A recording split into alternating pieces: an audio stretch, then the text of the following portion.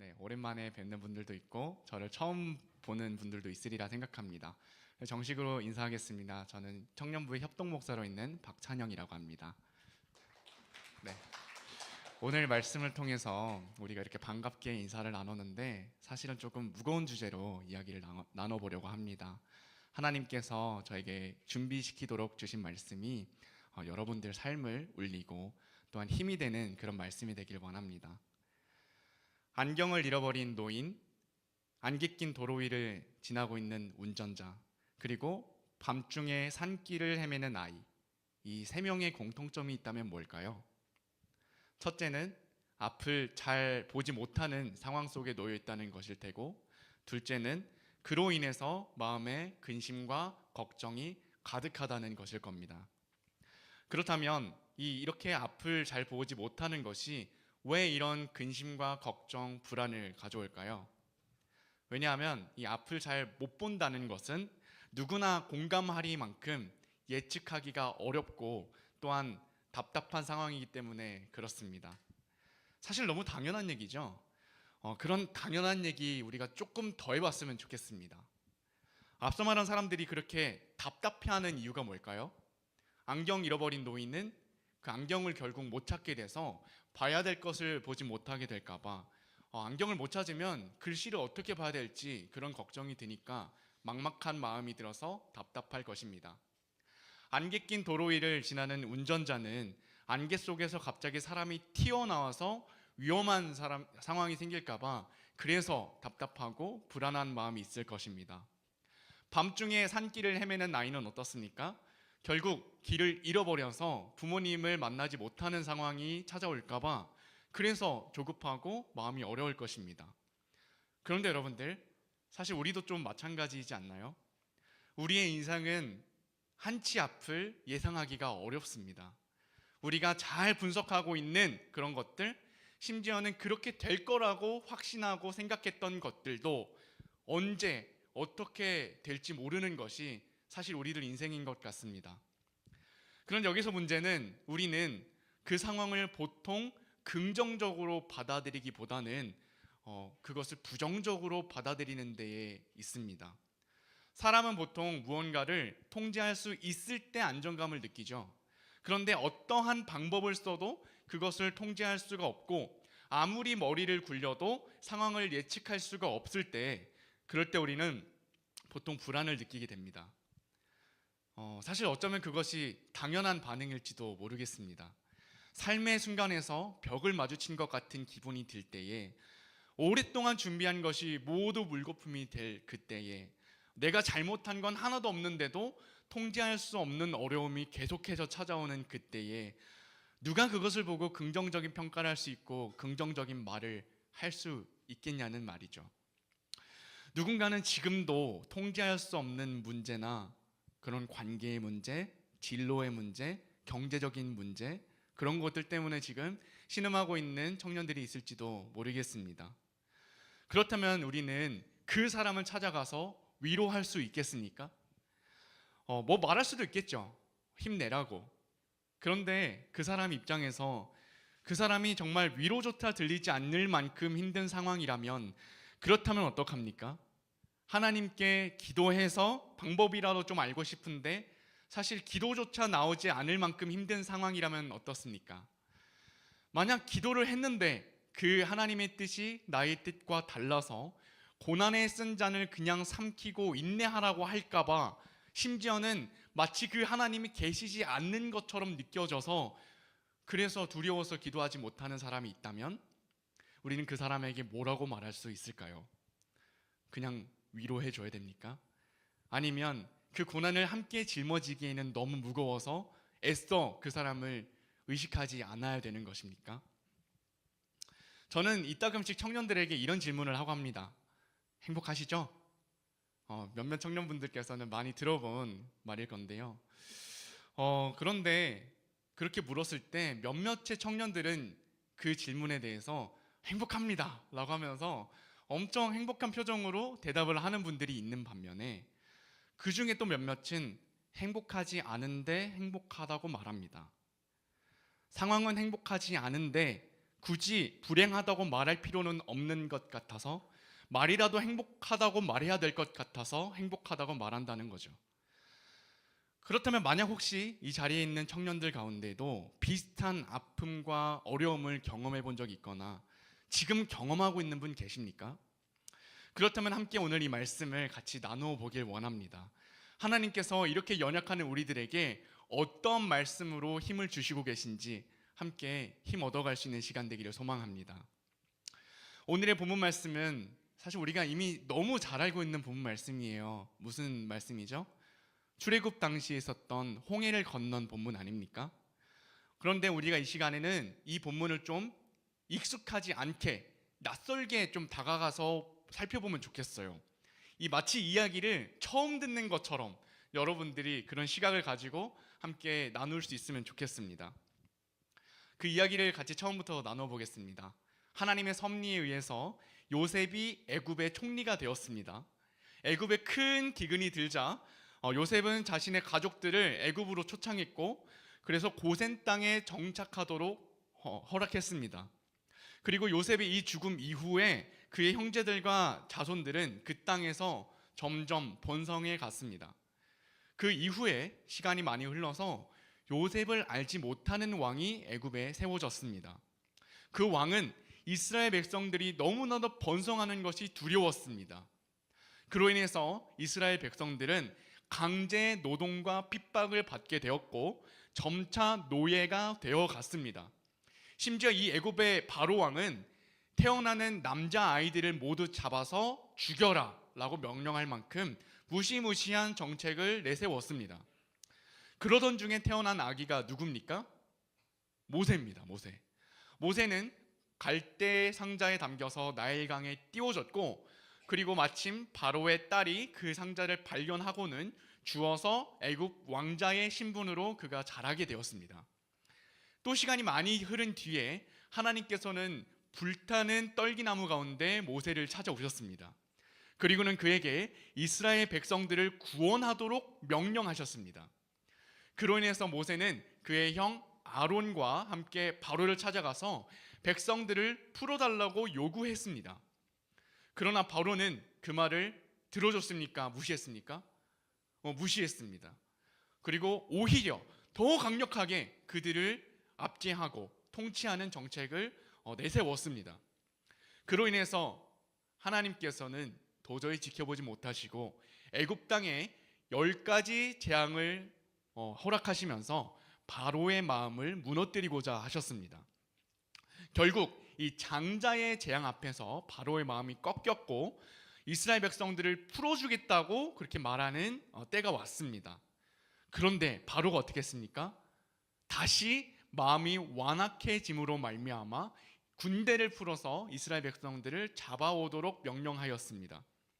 그런 상황 앞에서 이스라엘 백성들은 오늘의 이 본문 속의 상황을 맞이하게 되었다는 것이죠. 뒤에서는 강력한 애굽의 군대가 쫓아오고 있고 앞에는 바다입니다. 홍해가 펼쳐져 있는 광경이었습니다. 그렇다면 이렇게 사면초가의 상황 앞에서 이스라엘 백성들이 뭐라고 고백합니까? 본문 11절에서 12절 말씀인데 한 목소리로 읽기를 원합니다. 그들이 또 모세에게 이르되 애굽에 매장지가 없어서 당신이 우리를 이끌어내어 이 광야에서 죽게 하느냐? 어찌하여 당신이 우리를 애굽에서 이끌어내어 우리에게 이같이 하느냐? 우리가 애굽에서 당신에게 이른 말이 이것이 아니냐? 이르기를 우리를 내버려 두라. 우리가 애굽 사람을 섬길 것이라 하지 아니하더냐? 애굽 사람을 섬기는 것이 광야에서 죽는 것보다 낫겠노라. 여러분들 어떻습니까? 이스라엘 백성들이 지금 믿음의 고백을 하고 있습니까? 그렇지 않죠.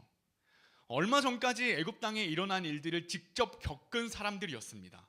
얼마 전까지 하나님께서 애굽 땅에 10가지 재앙을 통해서 애굽의 사람들을 벌하시고 또한 본인들은 하나님의 은혜에 따라서 그것을 피해갈 수 있었던 그런 놀라운 경험을 실제로 경험했던 사람들이었습니다. 이러한 경험들은 하나님께서 살아계시고 능력이 많으신 분이라는 것을 고백하기에 전혀 부족함이 없는 강력한 경험이었을 것입니다. 그런데도 이들이 지금 믿습니까? 못 믿습니까? 못 믿습니다. 뒤에는 군대가 쫓아오고 있고 앞에는 홍해가 펼쳐져 있으니까 이 상황 앞에서 이스라엘 백성들이 절망했다는 것입니다. 왜죠? 왜 이들은 하나님이 살아계시다는 것을 말하지 못하고, 왜 이들은 하나님의 능력이 있다는 것을 직접 경험하고도 그 능력을 의지하지 못하고 있습니까? 이유는 간단합니다. 그 이유는 그들이 여전히 사람의 상식 앞에서 서 있었기 때문에 그렇습니다. 여러분들 생각해 보세요. 이 상황만 놓고 한번 우리가 상상을 해보자고요. 뒤에는 자기들을 죽이러 오는 구름대 같은 군인들이 쫓아오고 있습니다. 그리고 앞에는 그냥 바다가 펼쳐져 있습니다. 그렇다면 상식적으로 그 상황을 볼 때에 희망이 있습니까? 없습니까? 없습니다. 희망이 많이 보이는 상황입니까? 적게 보이는 상황입니까? 없습니까? 없습니다. 그냥 안 보이는 상황입니다. 사람이 참 연약한 존재인 것은 바로 이러한 면 때문에 그렇습니다. 이 절체절명의 위기의 순간 앞에서 상황적 가능성에 우리는 집중하게 되더라는 것이죠. 예를 들어볼까요? 어떤 사람이 지금 절벽에 매달려 있습니다. 그 사람의 손에는 오직 나무뿌리 하나만 잡혀 있었고 그 나무뿌리를 의지해서 지금 생명을 보존하고 있었습니다. 그런데 그때 그 사람은 이렇게 기도합니다. 하나님, 제가 조금 더 힘을 내서 이 나무뿌리를 놓지 않도록 도와주세요. 하나님, 이 나무뿌리를 조금 더 튼튼하게 해주셔서 이걸 제가 놓쳐서 죽지 않도록 도와주세요. 그런데 여러분들, 이런 거랑 좀 다르게 손에 쥘 것이 없어서 이미 떨어지고 있는 사람은 어떡합니까? 의지할 것 자체가 없고 이미 모든 것이 끝난 것처럼 보이는 아무런 의미가 없는 삶을 살아가는 듯한 사람들은 어떡합니까? 그런 사람들은 어떤 소망을 가지고 기도해야 되죠? 알아요. 여전히 하나님은 크시다는 것도 알고는 있습니다. 기도하면 모든 것이 합력해서 선을 이룬다는 것도 알고 있습니다. 그런데 무서워요. 이런 문제는 하나님이 도와주실 수가 없을 것 같이 느껴진다는 겁니다. 아니, 애초에 하나님이 살아계시면 이런 상황을 허락하시는 것이 이해가 안 된다는 거예요. 하나님이 나를 사랑하시면 왜 나를 이렇게까지 힘들게 하실까? 그런 생각이 들어서 기도하기도 겁나고 말씀과 묵상 그런 거 예배의 자리에 나오는 것도 서먹해지더라는 것입니다. 물론 여러분들 다 알고 있을 겁니다. 경험도 했을 겁니다. 과거에 하나님이 도와주셔서 위기를 벗어났던 경험도 있을 테고 사실은 기도 응답을 받아본 경험도 있을 겁니다. 그런데 지금은 안 믿어진다고요. 그때 하나님이 도와주셔서 좋았던 것 같긴 한데 지금은 그때를 생각할 수 없을 정도로 힘이 든다고요. 여러분들하면 그러면 이런 상황 앞에서 믿음의 고백을 하실 수가 있겠습니까? 여러분들이 직접 이런 상황을 겪어보셨는지 겪을 예정인지 그런 거는 잘 모르겠습니다. 그런데 이 문제는 실제적으로 우리 앞에서 너무나도 중요한 문제라는 거예요. 저는 어렸을 때 주일학교에서 항상 좀 고민했던 부분이 있었습니다. 그게 뭐였냐면 이스라엘 백성들이 너무나도 어리석고 바보 같다는 생각이었어요. 저 여기 앞에 앉아있는 유초동부 아이들 나이 때 이런 생각을 정말 많이 했어요. 이스라엘 사람들 바보 아니야? 왜 하나님이 항상 함께 해주시고 이렇게 기적도 많이 보여주시는데 왜 계속 우상을 숭배하지? 왜 계속 죄를 짓지? 바보 아니야? 하나님 그냥 의지하면 되잖아. 그런 생각을 많이 했더라는 겁니다. 그런데 이스라엘 백성들 어떻습니까? 정말 말을 안 듣습니다. 계속 불평합니다. 하나님 앞에서 계속 힘들다고 말합니다. 하나님은 어딨냐고 말하고 우상을 숭배합니다. 왜 그러냐는 겁니다. 그런데 이 질문이 지금 우리들에게 주어졌다는 거죠. 우리가 배운 것에 따르면 이거 굉장히 간단한 문제입니다. 하나님 잘 믿으면 되는 거 아닙니까? 고난 중에 하나님 찬양하고 요새처럼 그냥 인내하고 믿음을 지키고 감사하면 되는 것 아닙니까? 그런데 왜 우리가 그렇게 못하죠? 무서우니까요. 힘드니까요. 그리고 연약하니까요. 이 메시지가 여러분들의 상황과 삶에 닿기를 원합니다. 왜냐하면 이 문제가 정말 굉장히 실제적인 문제이기 때문에 그래요. 여러분들이 고난 앞에서 그것을 어떻게 해석하고 받아들이는가에 따라서 여러분들의 삶이 결정될 수가 있습니다. 어리석게만 느껴졌던 이스라엘 백성들의 모습이 사실은 우리의 모습과 굉장히 닮아 있기 때문에 간단한 문제로만 생각했던 것이 아니게 되었다는 거죠. 이겨낼 수 있을 것 같았는데 못하겠는 거예요. 여러분들 수영해 본 적 있습니까? 저는 어렸을 때 수영을 열심히 배우고자 했지만 실패했습니다. 수영할 때 가장 중요한 게 뭐냐면 온 몸의 힘을 그냥 빼는 거예요. 물에 둥둥 떠야 수영을 잘할 수가 있습니다. 근데 제가 제일 못하는 것이 그 힘 빼는 거였어요. 왜냐하면 제가 완전 겁쟁이였거든요. 물에 뜨는 게 뭔지 감도 안 났어요. 힘을 빼야 물에 뜰 수 있는데 힘을 뺄 수가 없는 거예요. 왜냐하면 무서웠거든요. 우리가 착각하는 게 있습니다. 힘들 때 하나님 원망하면 하나님이 우리를 미워하셔서 벌 줄 거라고 하는 생각입니다. 그래서 힘들 때 문득 하나님께 원망스러운 마음도 생기고, 그리고 상황 앞에서 절망감도 느끼는데 기도할 때 그러면 안 될 것 같아서 참는다는 겁니다. 그런데 하나님께서 여러분들 앞에 이렇게 묻고 계신 거예요. 얘야, 행복하니? 정말 괜찮은 거니?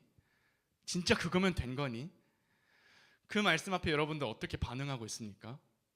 믿음의 고백을 해야 될 것 같아서 억지로 웃어보면서 괜찮다고 말하고 계시진 않습니까?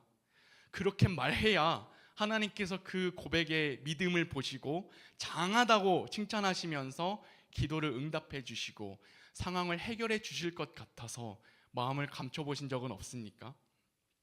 그런데 하나님이 원하시는 게 그게 아니라고요. 하나님이 원하시는 건 여러분들이 힘을 빼는 겁니다. 그냥 있는 모습 그대로 하나님 앞에 나오는 겁니다.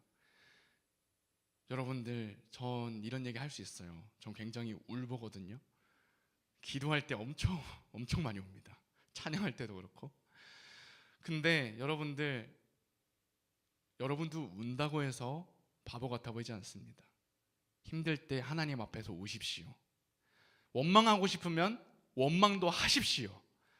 하나님께 소리 지르고 싶으면 소리도 질러 보십시오. 그래도 됩니다. 왜냐고요? 하나님은 우리 아빠니까 그렇습니다. 우리가 그럴 때, 우리가 하나님 앞에 그렇게 말할 때, 너 왜 나 못 믿냐고 괘씸해서 나 너 안 도와줄 거라고 하나님께 그렇게 말하겠습니까? 그런 아빠가 어디 있습니까? 하나님은 여러분들을 안아주실 거예요. 그리고 이렇게 말씀하실 겁니다. 얘야, 힘들지? 잘하고 있다. 나는 너가 참 자랑스러워. 이제 힘을 좀 빼겠니? 이제 아빠가 할게. 아빠가 도와줄게. 그게 바로 13절 14절 말씀인데 우리가 한 목소리로 고백하며 그 마음을 느껴보길 원합니다. 모세가 백성에게 이르되 너희는 두려워하지 말고 가만히 서서 여호와께서 오늘 너희를 위하여 행하시는 구원을 보라. 너희가 오늘 본 애굽 사람을 영원히 다시 보지 아니하리라. 여호와께서 너희를 위하여 싸우시리니 너희는 가만히 있을지니라. 아멘. 여러분들, 이 위기의 순간 앞에서 그거 좀 해결해 보겠다고 힘주지 마십시오. 그냥 힘을 빼는 겁니다. 그러면 하나님이 하실 겁니다. 여러분들에게 가장 필요한 건 하나님 아버지에 대한 믿음 한 가지뿐입니다. 이제 제가 말씀을 맺겠습니다. 제가 개인적으로 이 신앙생활을 하고 믿음을 키워나가면서 되게 힘들었던 게 있어요. 그 힘든 게 뭐였냐면 기도하는 거였습니다. 기도가 왜 그렇게 힘들었냐면 사실 신학생이 되고 목사가 된 이후에도 그게 왜 그렇게 힘들었냐면 하나님이 기도를 해도 하나님의 뜻을 이룬다는 생각 때문이었습니다. 내가 이렇게 기도를 많이 해도 하나님은 하나님의 뜻에 따라서 상황을 몰아가시고 내가 아무리 기도를 해도 하나님은 내 기도를 안 들어주실 수도 있고 또 외면하실 수도 있고 침묵하실 수도 있어서 그런 생각 앞에 의지가 많이 꺾였던 것 같아요. 그래서 저는 너무 답답해서 이렇게 기도했습니다. 하나님, 그래도 이건 아니지 않습니까? 제가 왜 기도를 하는데도 상황이 더 어려워지죠? 왜 하나님은 제 기도를 안 들어주십니까? 문을 두드리면 열어주시겠다고 하셨잖아요. 찾으면 찾겠다고 말씀하셨잖아요. 제가 얼마나 지금 힘든데 외면하십니까? 너무 섭섭합니다. 제가 이런 기도 진짜 많이 했습니다. 그럴 때마다 시간이 흘러보면 놀라게 되는 것은 결국 하나님이 하신 방식이 맞더라고요. 오히려 제가 구한 대로 다 되었으면 저는 성장할 기회를 완전히 잃어버렸겠더라고요. 여러분들, 하나님은 상식을 뛰어넘는 분이십니다. 힘을 뺀 이스라엘 백성들에게 하나님이 결국 어떻게 일하셨습니까? 홍해를 가르셨습니다. 그 절체절명의 위기 앞에서 홍해가 갈라질 거라고 예상한 사람이 누가 있었을까요? 여러분들이 그 상황이었으면 바다가 갈라져서 건너면 되겠다 생각할 수 있었겠습니까? 그런데 우리가 기도할 때 하나님은 하나님의 일을 이루시기 시작하는 겁니다. 하나님이 하나님의 방식대로 그 일을 이루시기 때문에 다행인 겁니다. 왜냐하면 지금 여러분의 삶에서도 하나님은 홍해를 가를 타이밍을 준비하고 계시기 때문에 그렇습니다. 이제 말씀 하나만 같이 읽고 설교 마무리합시다. 시편 37편 23절에서 24절 말씀인데요.